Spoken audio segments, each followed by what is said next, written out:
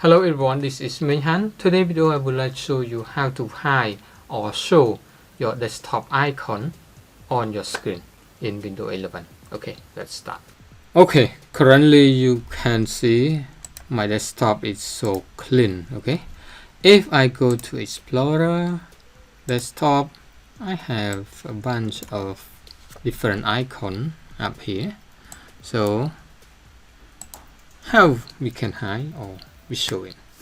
So just right click somewhere on your screen and then choose view, okay, and show desktop icon.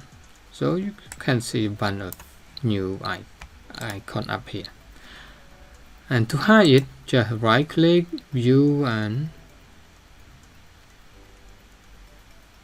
untick it, or you can just make it small or make it medium or make it just larger. It depends on you. So just hide it so you got a clean screen to log in and feel good. Okay, hope you learned something from this video. If you have any question, let me know in the comment.